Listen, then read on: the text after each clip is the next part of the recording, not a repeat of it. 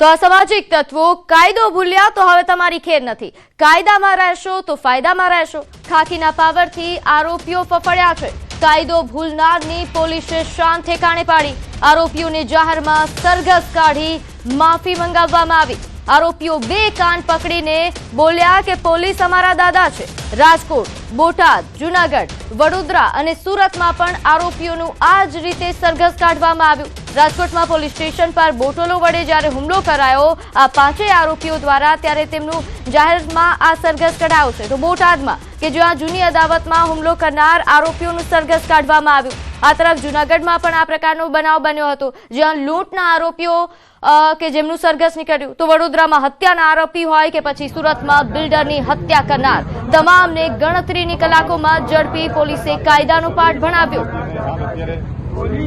તો પોલીસની આ કડક કાર્યવાહીથી ગુનેગારો ફફડી રહ્યા છે અને આ તેમનો અવાજ આપ સાંભળી રહ્યા છો। જ્યારે ખાખીનો પાવર દેખાડવામાં આવે ત્યારે કઈ રીતે આ આરોપીઓ ડરે છે, કઈ રીતે કરગરે છે, તેના દ્રશ્યો આપ જોઈ રહ્યા છો।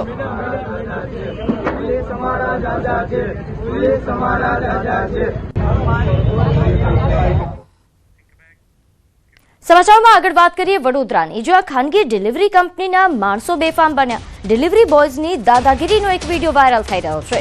નાગરિક સાથે જાહેરમાં મારામારી કરી। ડિલિવરી બોયઝે ભેગા મળી એક નાગરિકને ફટકાર્યો। ડિલિવરી બોયઝના ત્રાસથી સ્થાનિકો પરેશાન થઈ ચૂક્યા છે।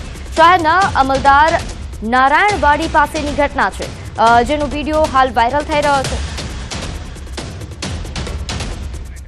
તો વધુ વિગત સાથે મારી સાથે સંવાદદાતા હાર્દિક જોડાઈ ગયા છે। હાર્દિક, આજે વિડીયો વાયરલ થઈ રહ્યો છે તેની પાછળની હકીકત જણાવશો? બિલકુલ, જો અટલાદરા નારાયણવાડી વિસ્તારની વાત કરવામાં આવે તો વર્ષોથી ત્યાં જૂની સોસાયટીઓ આવેલી છે અને મોટી સંખ્યામાં નાગરિકો ત્યાં વસવાટ કરે છે। ત્યારે એક કોમર્શિયલ કોમ્પ્લેક્સ બની રહ્યું છે અને કોમ્પ્લેક્સનું નિર્માણ થાય એ પહેલા ત્યાં એક ખાનગી ડિલિવરી કંપની જે છે તેના દ્વારા વેરહાઉસ જે છે તે શરૂ કરી દેવામાં આવ્યું છે।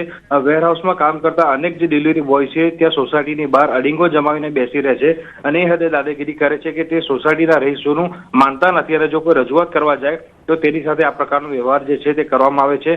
આ વિડીયોમાં પણ જોઈ શકાય છે કે ડિલિવરી બોયઝ ભેગા મળીને એક નાગરિકને જે છે તે ફટકારી રહ્યા છે।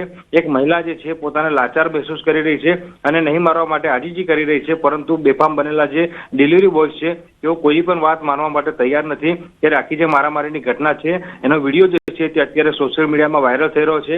હવે આ વિડીયો વાયરલ થયા બાદ પોલીસ કયા પ્રકારની કાર્યવાહી કરે છે તે જોઈ રહ્યું। અને બીજી વાત કે જે વેરહાઉસ છે તે ત્યાંથી દૂર કરવામાં આવે તેવી સ્થાનિકો દ્વારા અનેક વખત માંગ કરવામાં આવી છે, પરંતુ તંત્ર જે છે તે સ્થાનિક લોકોની વાત માનતું છે, એના કારણે આ જે ડિલિવરી બોયઝ છે તેઓ બેફામ